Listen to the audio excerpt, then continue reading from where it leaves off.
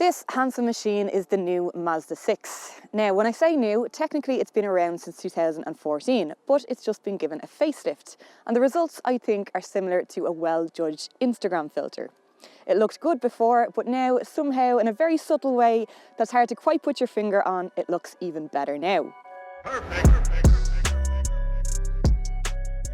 There's been some additional chrome detailing, some tweaking of the headlights, and if you'll follow me around the back, it's still as practical as it was before, with an Audi A4 matching 480 litres of boot space. However, cars it falls short of here include the Volkswagen Passat at 586 litres and the Skoda Superb's massive 625 litres. Still, there's a decent bit of space inside, and the rear seats can be folded flat to accommodate any larger items. There's also a touring version if you need more room or have any furry pals to carry around. Space in the back is very generous. There's decent legroom, decent headroom, and the middle seat isn't too bad either. It's all finished very nicely and definitely not a place I'd mind spending a long journey in. The cabin has also been given a slight makeover with a wider dash, larger multimedia screen, and my favourite improvement of all, the head-up display has lost the plastic screen and now projects straight onto the windscreen, giving it a much more streamlined and premium effect. Now, the premium thing is a bit of an interesting question with Mazda, because it sits in a kind of funny area of the market. It's definitely not budget, with a starting price of €32,000, which is almost €4,000 more expensive than the Skoda Superb. And yet it doesn't quite reach the hefty €36,000 starting price of a new Audi A4, or come anywhere near the asking price of a new BMW 3 Series. And yet, the stunning design and upmarket interior does give it a premium feel in lots of ways. This Platinum model in particular adds some really high-end features like these sumptuous stone leather heated seats that are also electronically adjustable, a heated steering wheel, adaptive front lighting, a reversing camera and an 11-speaker Bose sound system. Even if you don't upgrade, standard features are pretty generous with dual-zone climate control, parking sensors, automatic lights and wipers, radar-assisted cruise control and this 8-inch multimedia display complete with sat-nav.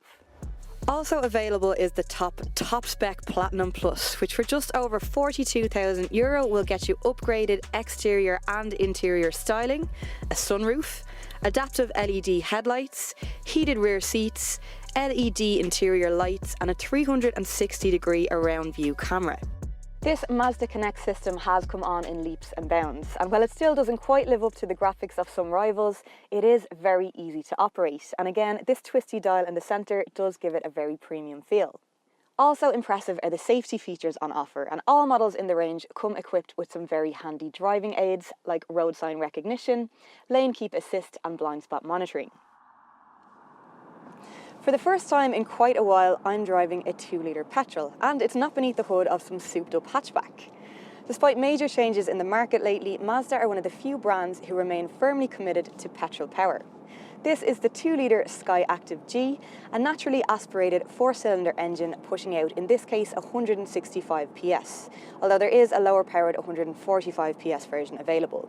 Now, there are of course still diesel options available in the 2.2-litre Sky Active D, but I am actually really enjoying the perhaps a little bit old school but still very effective power of this naturally aspirated petrol.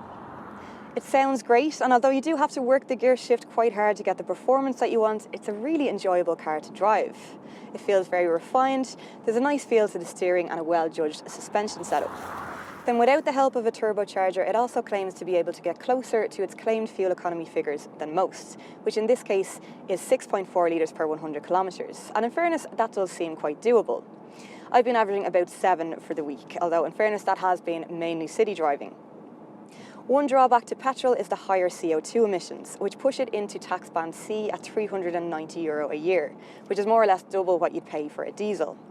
But if you're worried about the future of the black stuff or what extra taxes might be coming down the line, then this is a very tempting alternative.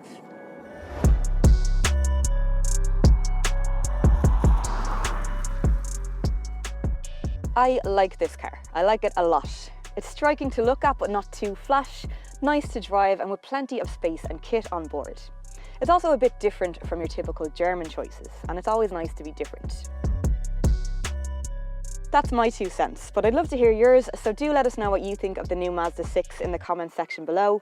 Like and share if you enjoyed the video, and if you'd like to see more like it, don't forget to hit subscribe.